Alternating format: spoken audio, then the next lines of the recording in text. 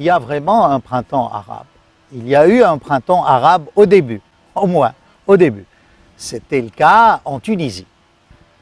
L'importance de cette révolution tunisienne que j'ai soutenue, moi j'ai appelé dans différentes chaînes en arabe mes élèves à descendre dans la rue et à soutenir, entre parenthèses, j'ai dû former quelques milliers de Tunisiens en classe préparatoire et dans les grandes écoles durant 30 ans. Bon.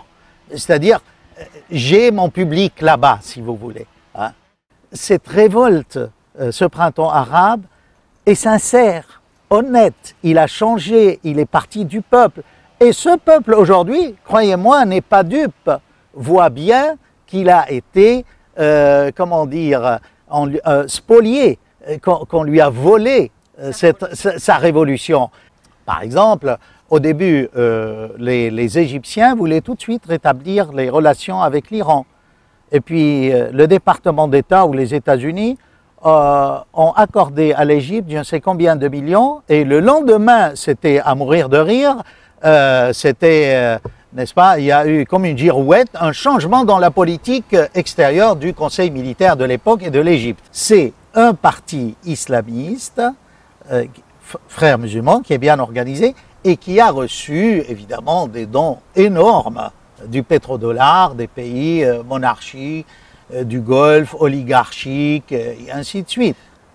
Si vous voulez, ce qui se passe en Syrie n'est pas une vraie révolution. C'est le chantier d'un conflit mondial qui, d'une part, c'est l'Ouest avec les Américains qui ont pensé à leur tactique de jeu de domino, qu'on ferait tomber l'Irak, puis l'Iran, puis la Syrie. Ça revient, c'est-à-dire il y a des relents de la politique des néoconservateurs.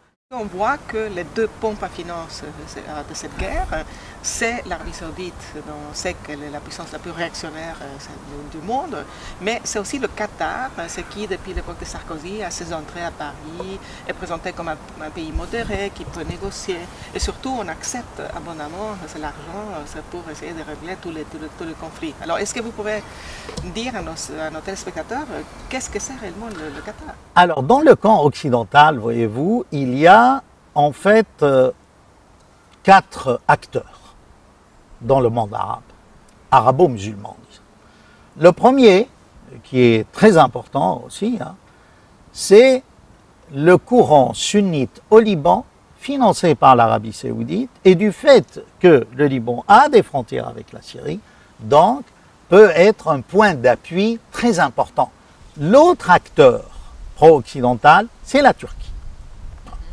La Turquie, aujourd'hui, essaye d'avoir un rôle géopolitique un peu à l'Empire ottoman, pour contrer l'autre puissance musulmane de la région, l'Iran. Le troisième acteur, si vous voulez, dans cela, après la Turquie, c'est l'Arabie saoudite. L'Arabie saoudite, tout le monde le sait, défend un islam wahhabite, intégriste, puriste. Alors, il ne faut pas oublier que cette Arabie saoudite utilise une grande partie de ses rentes pétrolières pour diffuser cet islam pur et dur dans le monde entier.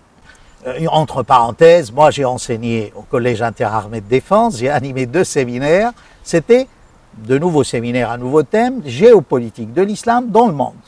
Et j'ai passé 2 années à analyser, à étudier comment cette propagande des monarchies du Golfe avec l'Arabie saoudite essayait d'implanter un islam dans une vision mondialiste de l'islam, qu'un jour l'islam va gouverner le monde. Voyez, et là, quand je dis ça, ce n'est pas de l'islamophobie. Je suis tout sauf islamophobe. J'ai toujours défendu l'islam dans mes interventions, mais un islam tolérant, un islam rationnel, le vrai islam entre guillemets. Alors, arrivons au nouvel acteur sur la scène, qui est le Qatar. Le Qatar est wahhabite comme les Saoudiens. Mais, vous savez, on se déteste dans la famille. Il y a toujours des problèmes entre les cousins.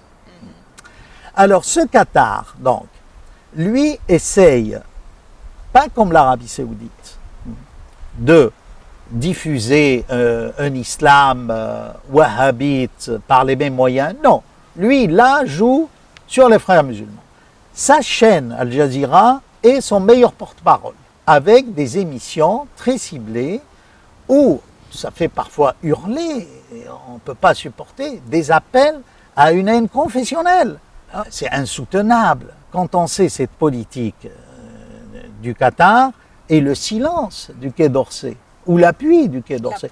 Pourquoi? Mais parce que le Qatar investit dans le monde entier. L'Europe s'effondre économiquement, j'espère qu'elle va se relever, mais peut-être pas avec les capitaux du Qatar.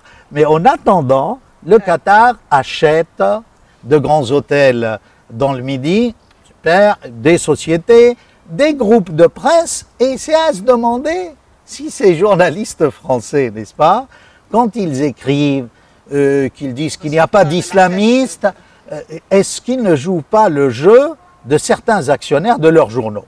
Je n'ai pas fouillé vraiment la question, mais ce serait intéressant de... Vous avez eu un accrochage avec Florence Aubenas, ancienne de Libération aujourd'hui au Monde, qui prétend qu'il n'y a pas du tout, qu'il n'y a pas un soldat but en Syrie actuellement. Oui, enfin vraiment c'est...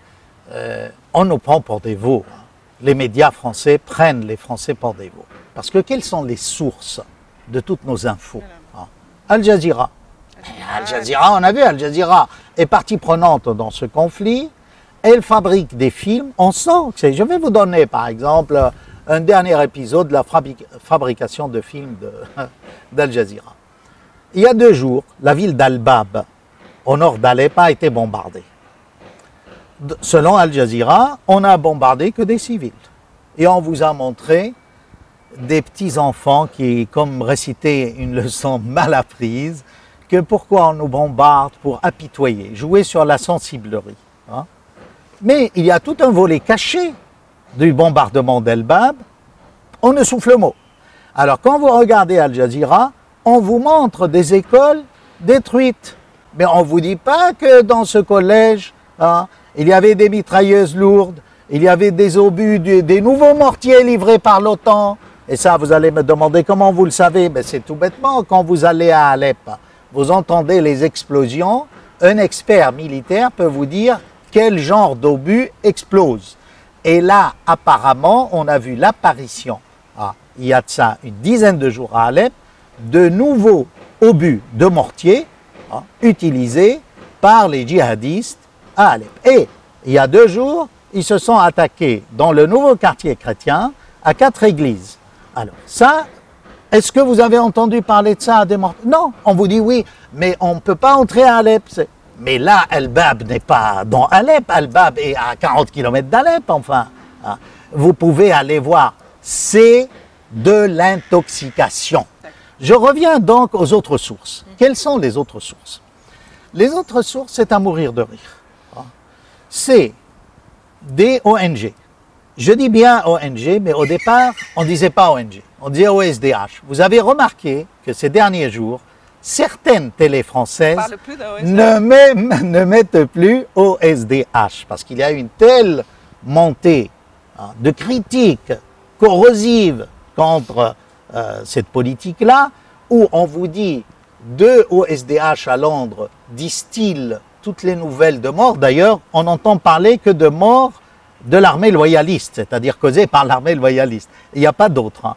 Alors, et ils mettent ONG. Oui, bon. Mais je veux dire, ça ne résout pas le problème.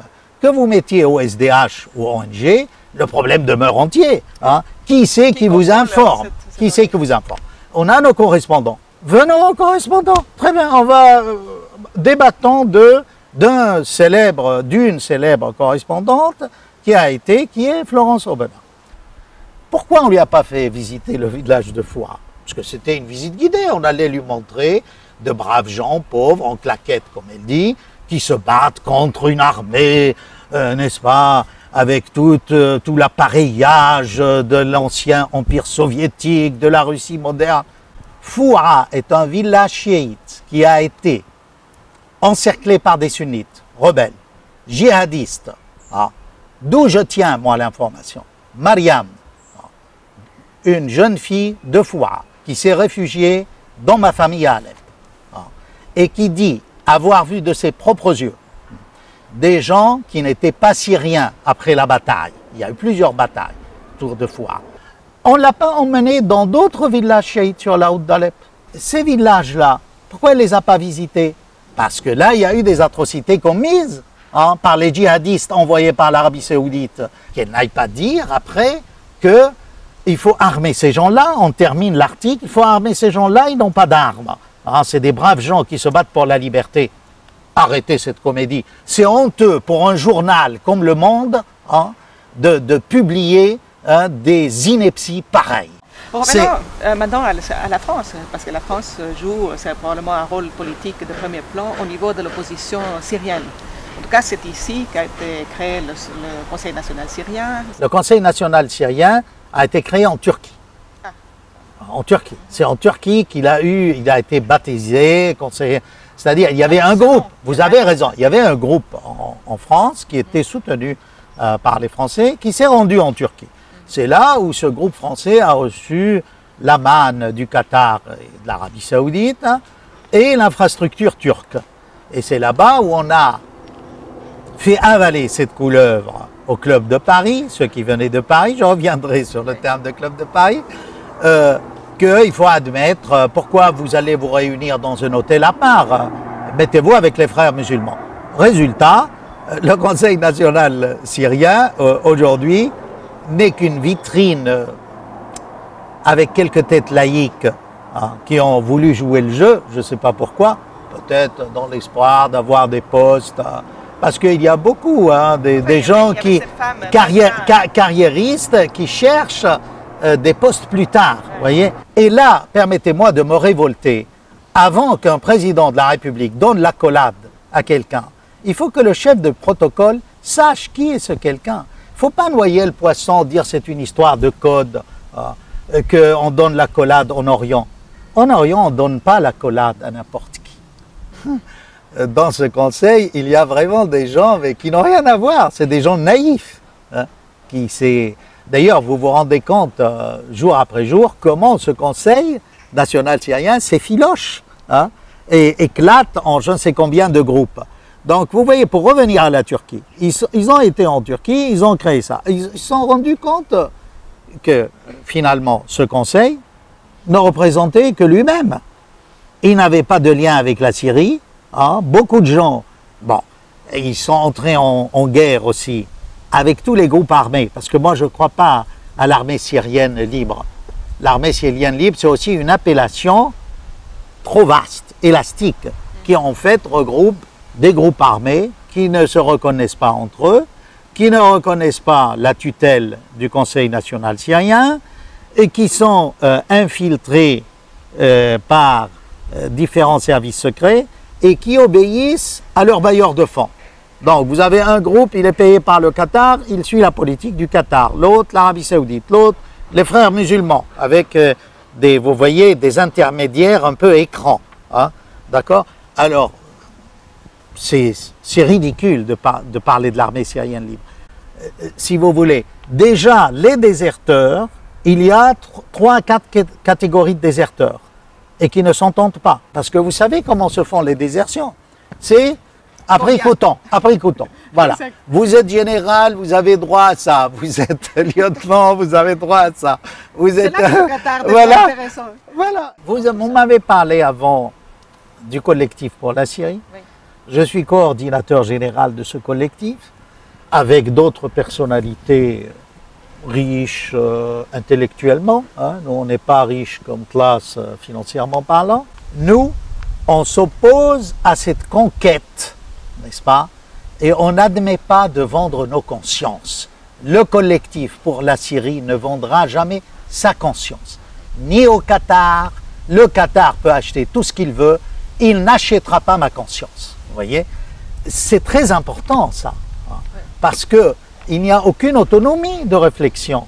Les autorités françaises nous ignorent totalement. Voilà. Totalement. Pourquoi? Mais parce qu'ils voient que nous, on n'est pas sur la même longueur d'onde. Et puis peut-être qu'on est incorruptible d'une part, et puis que peut-être on est un peu intelligent. On comprend, parfois ils pensent trop fort, nos responsables. Et puis permettez-moi là, franchement, de regarder et de dire que la France est tombée si bas. Si vous entendez quelques responsables politiques dire que tel n'a pas le droit d'être sur terre, vous savez, c'est un ancien responsable de Mitterrand qui a dit ça. Mitterrand était Dieu. Alors, ce responsable dialoguait souvent avec Dieu. Avec la disparition de Dieu, maintenant, il a un Dieu normal, qui est Hollande. Et peut-être que la divinité normale d'aujourd'hui n'est plus celle d'antan et qu'il faut peut-être changer les manières de communiquer avec Dieu. C'est pour cela, je crois, qu'il y aura un hiatus entre Hollande et Fabius. Donc il y a de plus en plus certains milieux du gouvernement français qui laissent entendre qu'ils voudraient une politique différente de la France, une troisième voie. Et cette troisième voie apparaît dans le fait que la France s'oppose à toute intervention. Vous avez raison. Armée. Si Fabius ne change pas, ne met pas de l'eau dans son vin concernant le dossier syrien, il risque d'être obligé de se mettre sur une voie de garage en diplomatie. Et de plus en plus, beaucoup de socialistes, moi je suis socialiste syrien à l'ancienne, vous voyez, je ne suis pas socialiste français, vous voyez, mais j'ai été élevé dans le gaullisme et le socialisme arabe. D'ailleurs, le Quai d'Orsay fait très peu cas de ces gens-là qui ont une intelligence de la France peut-être plus profonde que les intellos du Club de Paris. Mais passons, vous voyez. Je crois que Hubert Védrine, petit à petit, va se rapprocher de Dieu, entrer dans la normalité et peut-être souffler quelques solutions plus... quitte à vraiment peut-être être candidat à remplacer Fabius, j'en sais rien. Le Club de Paris, il faut un peu le mettre en veille. Essayez de contacter des gens qui n'ont jamais fait partie de ce club et qui connaissent la Syrie, qui travaillent pour la Syrie, qui aiment la France, qui sont pour des relations positives avec la France. C'est peut-être avec ces gens-là qu'on construira une nouvelle Syrie et non pas avec ceux qui, à peine il y a eu le printemps syrien, sont entrés dans les réseaux secrets, les coulisses pour former des cellules dormantes, soit politiques, soit djihadistes, dans les vieux quartiers d'Alep ou les vieux quartiers de Damas ou dans la périphérie. Ça, je crois que c'est impardonnable à la politique française aujourd'hui. Et c'est une politique de courte vue, finalement, parce que si on continue, on joue avec le feu et on risque de mettre le feu à la région et on court vraiment le danger d'une troisième guerre mondiale. La Russie et la Chine, je crois que le Quai d'Orsay comprend mal leur attitude. La Russie et la Chine ne lâcheront jamais la Syrie. C'est une histoire d'un refus, le refus d'un Occident qui ne veut pas admettre que le monde n'est pas monopolaire